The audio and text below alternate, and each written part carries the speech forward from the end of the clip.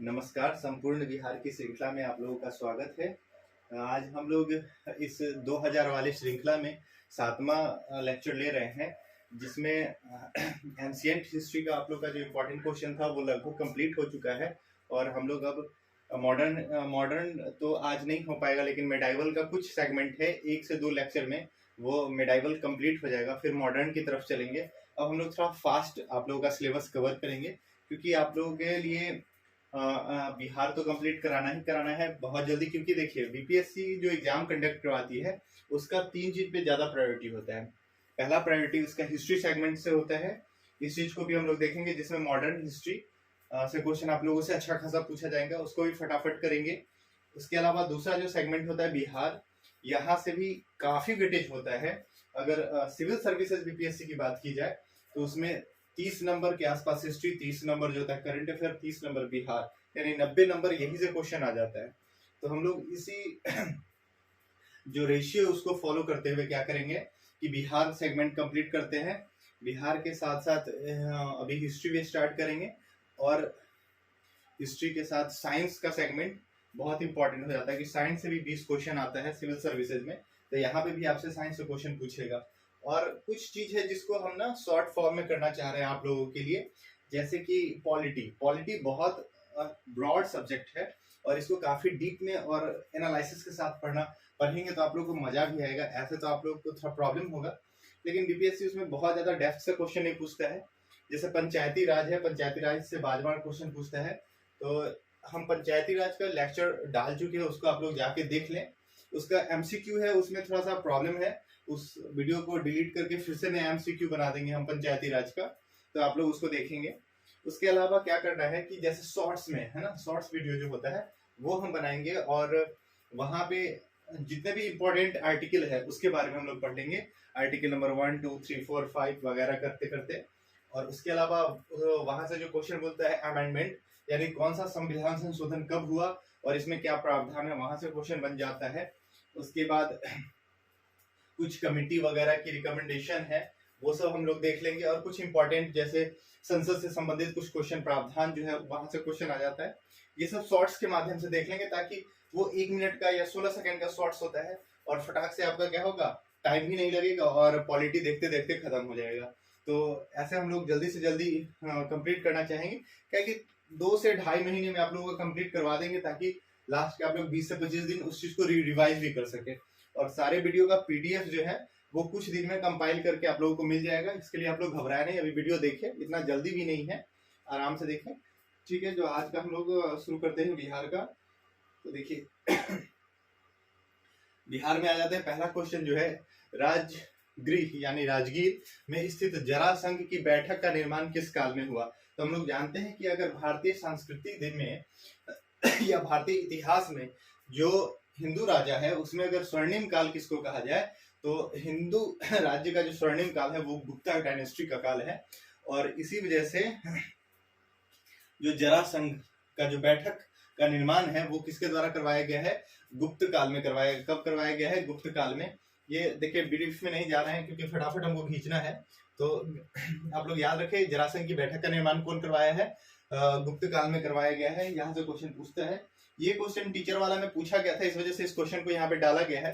पटना शैली के कलाकारों में सबसे पहला नाम किसका लिया जाता है, तो पहला नाम जो है वो सेवक राम का है। किसका है, सेवक राम। यहाँ पे जितने भी नाम दिए गए हैं सब पटना कलम के प्रमुख कलाकार हैं, लेकिन इनमें सबसे प्रमुख कौन है, जो ख्याति प्राप्त है, वो है सेवक राम। आप लोग याद रखेंगे सेवक राम। अगर क्वेश्चन पूछ लेता है कि इसमें से कौन से हैं क्योंकि बीपीएससी में ऑप्शन अभी तक ऑप्शन ई है या नहीं, इसका क्लियरेंस नहीं हुआ है कि रहेगा कि नहीं। अगर रहता है तो अगर पूछता है कि कौन सब किनका संबंध पटना शैली के कलाकार से है, तो शिव दयाल का भी नाम लेंगे, जय रामदास का भी लेंगे, है ना, और सेवक राम का भी लेंगे। ये सभी लोग क्या है, पटना कलम के प्रमुख कलाकार है। लेकिन इसमें पूछ रहा है कि सबसे पहला नाम किसका लिया जाता है, तो सेवक राम का लिया जाता है। ये टीचर वाला एग्जाम में पूछा गया है, इसी वजह से ये क्वेश्चन इंपॉर्टेंट हो गया और आप लोगों के बीच में है ये। नेक्स्ट क्वेश्चन देखिए, बिहार में बौद्ध विहार का प्राचीनतम केंद्र था। तो हम लोग जानते हैं कि बौद्ध विहार जो बिहार में सबसे पहले बनाया गया था वो नालंदा में बनाया गया था। कहाँ बनाया गया था, नालंदा में बनाया गया था, ये आप लोगों को पता ही होगा। ये याद रखेंगे। नेक्स्ट क्वेश्चन देखिए, नालंदा विश्वविद्यालय किस लिए प्रसिद्ध थी? तो नालंदा जो विश्वविद्यालय थी बौद्ध धर्म दर्शन के लिए प्रसिद्ध थी। किसके लिए फेमस थी? बौद्ध धर्म दर्शन के लिए प्रसिद्ध थी। तो ये भी बात आप लोग याद रखेंगे। यहाँ पे तर्कशास्त्र, चिकित्सा और रसायन विज्ञान से नहीं होगा, बौद्ध धर्म दर्शन से होगा ये, ठीक है। उसके नेक्स्ट क्वेश्चन है, नालंदा में अवस्थित भारतीय विश्वविद्यालय में फाहियान किसके शासन के दौरान आया था? बहुत इंपॉर्टेंट है। देखिए नालंदा जो है, फाहियान आता है वो किसके समय में आता है? चंद्रगुप्त विक्रम आदित्य यानी कि चंद्रगुप्त द्वितीय के समय में आता है। किसके समय में आता है? चंद्रगुप्त द्वितीय के समय में। ये बात आप लोग एकदम याद रखिए, ये क्वेश्चन सीधा सीधा पूछते हैं कि फाहियान किसके समय में आया था? चंद्रगुप्त विक्रम आदित्य के समय। नेक्स्ट क्वेश्चन देखेंगे, किसने यह वर्णन किया है कि मध्य भारत के सभी देशों में मध्य देश में सर्वाधिक नगर थे, यानी मगध में सर्वाधिक नगर थे। ये कहता है कि भारत में जितने भी प्रांत थे उसमें सबसे प्रमुख नगर जो थे वो कहाँ पे थे? मगध में थे, है ना। मगध में सर्वाधिक नगर थे और यहाँ पे धनपतियों की कमी नहीं थी। यहाँ पे लोग समृद्ध था, यानी कि मगध काफी समृद्ध था। और धनपतियों ने यहाँ पे चिकित्सालय बनवाए थे। क्या बनाए थे? हॉस्पिटल बनवाए थे, जहाँ पे रोगियों के लिए मुफ्त भोजन और दवा दिया जाता था। यह स्टेटमेंट किसका है? तो ये किसका है? फाहियान का है। किसका है? फाहियान का। ये बात आप लोग याद रखिएगा, ये क्वेश्चन बीपीएससी पूछा हुआ है। यहाँ पे लगभग क्वेश्चन जो आपके पास है वो बीपीएससी का है। उसके अलावा बिहार दरोगा का जो क्वेश्चन है वो भी मेंशन किया गया है। देखिए ये सब क्वेश्चन एकदम याद रखें। चीनी यात्री, फाहियान, इतिशांग, वेनसांग, ये सब से क्वेश्चन पूछते हैं, एकदम याद रखिए। नेक्स्ट है चीनी यात्री या इतिशांग बिहार के भ्रमण पे कब आया था? ये बात आप लोग याद रखना है। 673 ईस्वी में आया था। कब आया था? 673 ईस्वी, है ना। 673 ईस्वी में कौन आया था? इतिशांग आया था। ये भी याद रखेंगे। हर्षवर्धन के समय बिहार राज्य में कौन सा विश्वविद्यालय प्रसिद्ध था? तो हर्षवर्धन के समय में कौन था? नालंदा विश्वविद्यालय प्रसिद्ध था। हर्षवर्धन के समय कौन आया था? वेनशांग आया था। चलिए आगे चलिए। चीनी यात्री वेनशांग आ गया ना। चीनी यात्री वेनशांग ने किस विश्वविद्यालय में अध्ययन किया था? तो ये नालंदा विश्वविद्यालय में अध्ययन किया था। कहाँ पे किया था? नालंदा विश्वविद्यालय में अध्ययन किया था। वेनशांग ने पाटलिपुत्र की यात्रा किस वर्ष की थी? तो पाटलिपुत्र की यात्रा कब की थी? 635 ईस्वी में किया था। कब किया था? 635 ईस्वी में। ये भी बात आप लोग याद रखेंगे। वेनशांग ने पाटलिपुत्र की यात्रा किस वर्ष की थी? 635 ईस्वी में, एडी में। उसके बाद देखिए,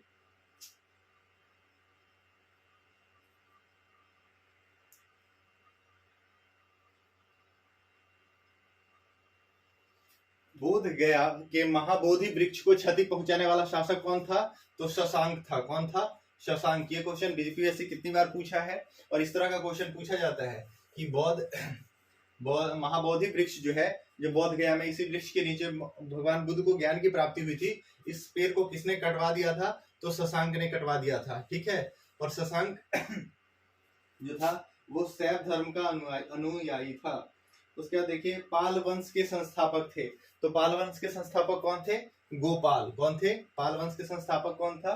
गोपाल। और गोपाल के द्वारा किस विश्वविद्यालय की स्थापना की गई थी? तो उदंतपुरी विश्वविद्यालय की स्थापना की गई थी। याद रखेंगे, पाल वंश का संस्थापक कौन था? गोपाल। बहुत इंपॉर्टेंट, पाल और गोपाल, है ना। उसके देखिए, विक्रमशिला विश्वविद्यालय के संस्थापक कौन थे? ये भी क्वेश्चन पूछता है। विक्रमशिला विश्वविद्यालय, धर्मपाल। और विक्रमशिला विश्वविद्यालय कहाँ पे है?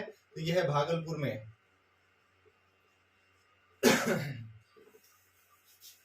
उदंतपुरी विश्वविद्यालय कहाँ है? बिहार शरीफ में। ये सब क्वेश्चन पूछता है आप लोगों से, ये पूछेगा बार बार। नेक्स्ट देखेंगे, विक्रमशिला विश्वविद्यालय की स्थापना किस वंश के शासक ने की? अभी हम लोग बात किया ना, ये पाल वंश के शासक ने किया। विक्रमशिला विश्वविद्यालय की स्थापना किसने की? पाल वंश की स्थापना किस वंश के शासक ने किया? पाल वंश। नेक्स्ट देखेंगे, आधुनिक बिहार के किस जिले में विक्रमशिला विश्वविद्यालय है? तभी हम लोग बात नहीं किया ना।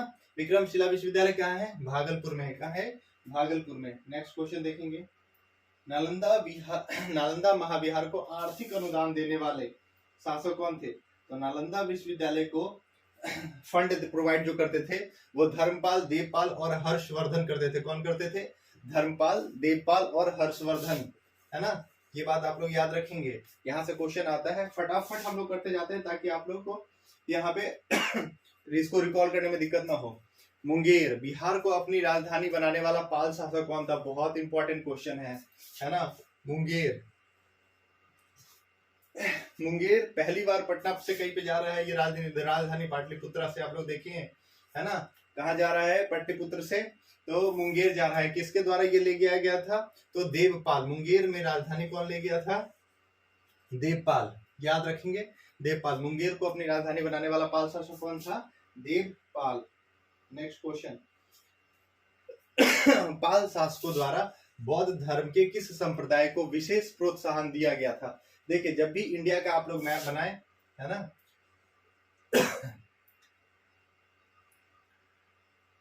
ये रिप्रेजेंटेटिव मैप है, ऐसा मत बना देना इंडिया के, है ये क्या बना रहे हैं? देखो,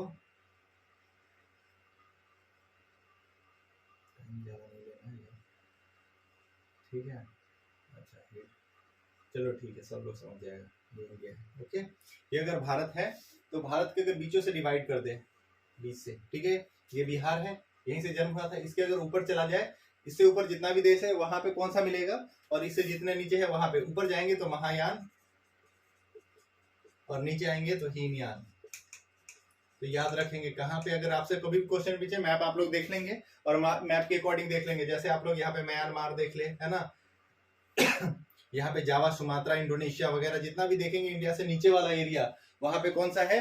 तो हीनयान है। जबकि ऊपर कश्मीर वगैरह, आप जितने में जापान वापान चले जाए, चीन विन चले जाए, सब जगह कौन सा आप लोगों को मिलेगा?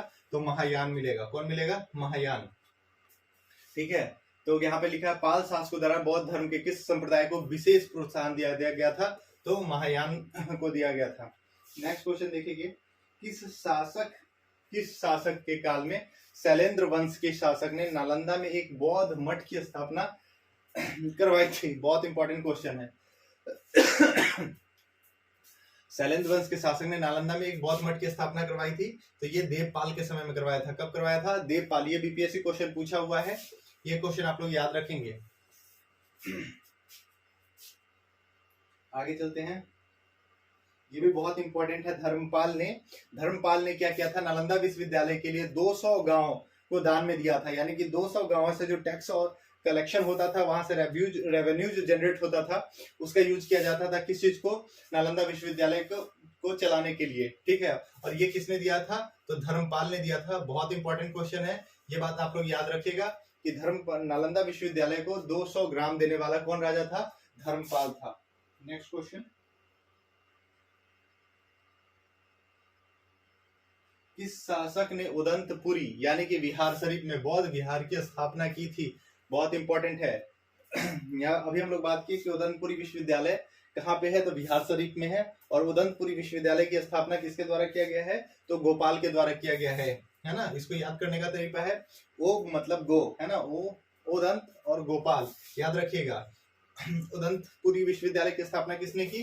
गोपाल। क्योंकि हमको भी ये नहीं याद हो रहा था, तो हम इसी ट्रिक से अपना याद किए थे। ओ तो बोले तो गो, है ना। उदंतपुरी, गोपाल। किस काल में कांसे की मूर्ति के निर्माण के लिए एक उन्नत शैली का विकास हुआ था? हम लोग बात किए कि अगर मौर्य कला की बात की जाए तो मौर्य में क्या था? प्रस्तर यानी कि पत्थर की मूर्तियां बनाई जाती थी, वो काफी फेमस था, चट्टानों को काट करके। लेकिन अगर पाल वंश की बात किया जाए, पाल कला में, तो यहाँ पे किस चीज का बात किया जाता था? तो कांस की मूर्ति बनाई जाती थी, एक उन्नत शैली थी। कहाँ है? कांसे की मूर्ति पाल कला का विशेषता है, कांसे की मूर्ति। ऑप्शन नंबर डी इसका सही आंसर होगा। नेक्स्ट चलिए, ये बहुत इंपॉर्टेंट क्वेश्चन है कि पाल काल में श्रीनगर भुक्ति किसको कहा जाता था? ये क्वेश्चन पूछा हुआ है, आप लोग याद रखेंगे। श्रीनगर भुक्ति किसको कहा जाता था? तो ये मगध को कहा जाता था। किसको कहा जाता था? मगध को, पाल के काल में।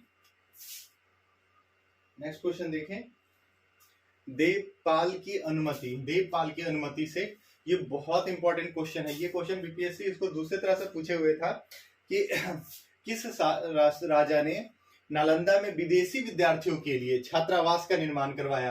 तो वो कौन था? राजा बलदेव। कौन था? राजा बलदेव।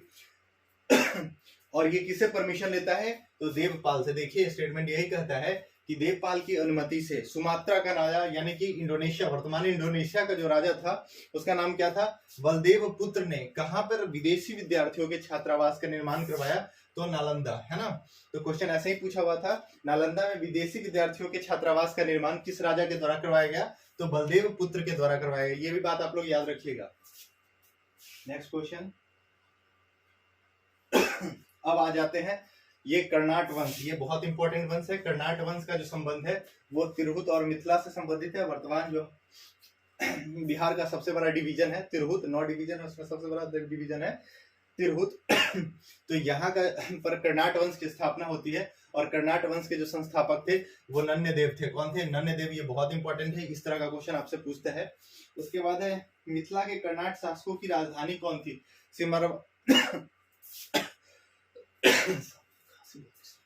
सिमरावगढ़। मिथिला के कर्नाट शासकों की राजधानी थी सिमरावगढ़। कहाँ पे थी? ये दोनों क्वेश्चन याद रखेंगे कि इसके संस्थापक कौन थे, तो नन्यदेव, और इसकी राजधानी कहाँ थी कर्नाट वंश की, तो इसकी राजधानी थी सिमरावगढ़। ये आसान सी बात है, इसको याद रखेंगे। नेक्स्ट क्वेश्चन चलते हैं। ये भी क्वेश्चन पूछा हुआ है कि अंतिम शासक, इसके अलावा कर्नाट वंश से कुछ नहीं कहता है। पहला क्वेश्चन नान्यदेव संस्थापक, और अंतिम जो शासक था उसका नाम है हरि सिंह। कौन था? हरि सिंह। कर्नाट वंश का अंतिम शासक हरि सिंह। और इसका कैपिटल जो है वो क्या है? सिमराव है, वो भी याद रखेंगे। इसका कैपिटल क्या है? सिमरावगढ़, ये याद रखेंगे।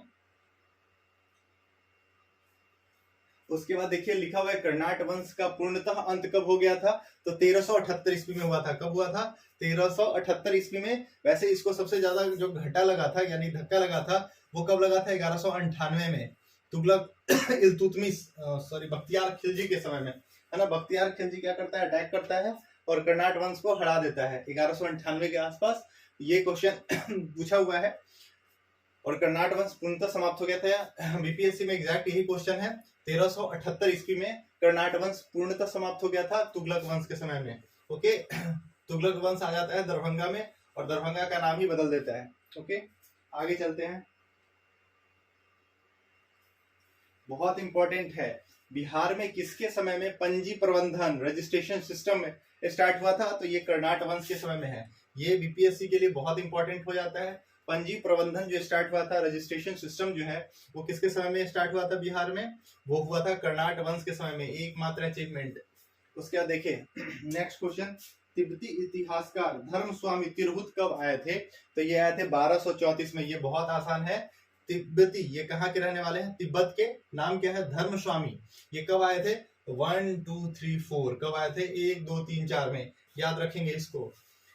यहाँ पे जितना भी क्वेश्चन है सारे क्वेश्चन इंपॉर्टेंट है, इसको बार बार आप लोग देखिए क्योंकि यहाँ पे कोई भी ऐसा क्वेश्चन है जिसको आप लोगों को छोड़ना है।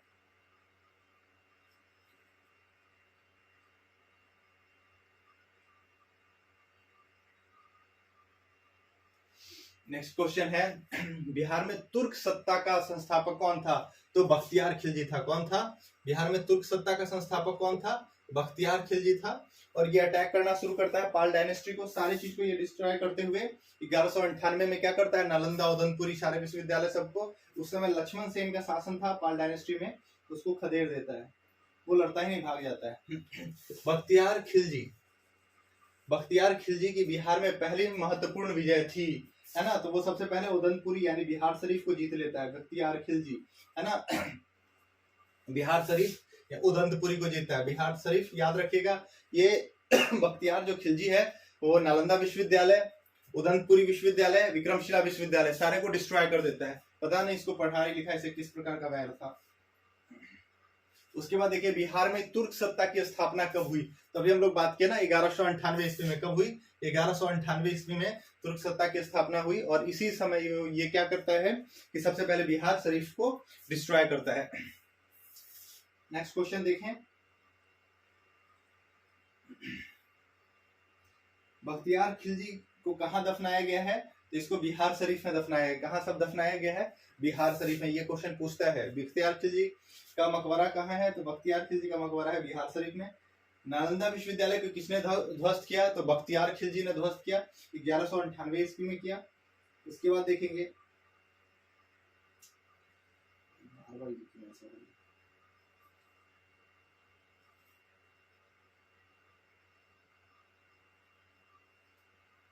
देखिए बिहार में सैनिक अभियान आयोजित करने वाला पहला सुल्तान। तो देखिए जब भी सुल्तान का जिक्र किया जाएगा तो इस समय कौन था? इल्तुतमिश। कौन था? इल्तुतमिश। याद रखिएगा, बिहार में सैनिक अभियान आयोजित करने वाला पहला सुल्तान कौन था? इल्तुतमिश। मोस्ट इंपॉर्टेंट क्वेश्चन है, यहाँ से क्वेश्चन ये बनेगा, आप लोग याद रखें इस तरह का क्वेश्चन। इल्तुतमिश के समय में बिहार में ये पहला सैन्य अभियान आयोजित किया था। बिहार को दिल्ली सल्तनत के अधीन करने वाला पहला सुल्तान कौन था?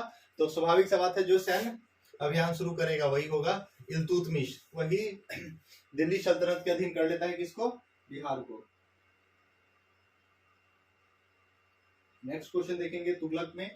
तो मोहम्मद बिन तुगलक ने बिहार के किस नगर का नाम तुगलकपुर रख दिया? अभी हम लोग बात किए तुगलक क्या करता है, दरभंगा का नाम बदल के क्या दिया, तिरहुत का नाम बदल के। इस समय हम लोग बात किए ना कर्नाट वंश के राजा को हरा देता है और क्या करता है, दरभंगा का नाम तुगलकपुर रख देता है। क्या रख देता है? तुगलकपुर।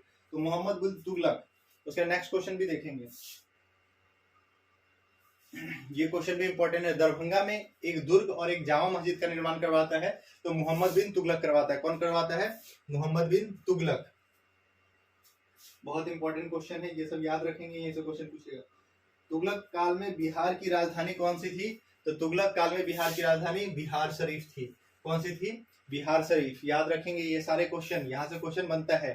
बिहार राज्य का नाम बिहार किसने दिया? अब देखो, तुर्कों ने, है ना। जो नालंदा जो विहार हुआ करता था, विहार, है ना, जहाँ पे बौद्ध लोग प्रवास करते थे, उसी विहार को ये लोग जो तुर्की लोग थे वो क्या बना दिए? बिहार बना दिए। तो विहार जो है वही कन्वर्ट हो गया, उसी का अपभ्रंश है ये बिहार। ठीक है, तो बिहार ही कन्वर्ट हो गया बिहार के रूप में। और ये कब किया गया? जब यहाँ से हिंदू शासन खत्म होने लगा और मुस्लिम लोग आने लगे, यानी कि तुगलक लोग, है ना। इसका आंसर क्या होगा? तुगलक। बहुत इंपॉर्टेंट क्वेश्चन है। नेक्स्ट क्वेश्चन है कि मलिक इब्राहिम या मलिक बया, ये क्वेश्चन पूछा हुआ है, ये बार बार पूछ लेता है, हर 2-3 साल पे एक बार रिपीट हो जाता है। मलिक इब्राहिम या मलिक बया बिहार का प्रशासक किस काल में था? है ना, तो तुगलक काल में था। किस काल में था? तुगलक काल में। और इसका मकबरा भी पूछता है कि मलिक बया का मकबरा कहाँ है? तो बिहार शरीफ में। नेक्स्ट क्वेश्चन वही है, तो मलिक इब्राहिम या मलिक बया, है ना, ये किस समय काल में क्या था? प्रशासक था। तो तुगलक काल में था। बिहार में मुस्लिम शासक में तुगलक काल का ज्यादा इन्फ्लुएंस रहा है शुरुआती दौर में। तो आप लोगों को उतना घबराना नहीं है ना। जहां से क्वेश्चन पढ़ेगा उसी को हम लोग पढ़ेंगे, ऐसा नहीं कि पूरा सब पढ़ने लगेंगे। बिहार के तुगलक काल के सर्वाधिक महत्वपूर्ण प्रशासक मलिक इब्राहिम या मलिक बया का मकबरा, ये याद रखना है, मलिक बया का मकबरा कहाँ है? बिहार शरीफ में। Next question. चलिए ठीक है, आप लोग का ये लेक्चर जो है वो कंप्लीट हो गया। फिर हम इससे आगे का पीडीएफ आप लोगों को प्रोवाइड अब कर देंगे, क्योंकि ज़्यादा टाइम नहीं देते, आप लोग भी फटाफट ये लोग को करते जाए। और अब हम लोग लगभग 322 क्वेश्चन हो गया है, 2000 क्वेश्चन करना है, यानी 1/4 लगभग पहुंचने वाले, 1-2 दिन में पहुंच ही जाएंगे। अब तो एक दिन में 2-2 लेक्चर कंप्लीट आप लोग करवाएंगे तो फटाफट हो जाएगा। और हम कोशिश करते हैं कि ज़्यादा से ज़्यादा आप लोगों के पास ऑब्जेक्टिव क्वेश्चन का सीरीज अवेलेबल हो, ताकि आप लोग कम समय में अच्छा तैयारी कर सके। वैसे लेक्चर का भी सीरीज स्टार्ट करेंगे,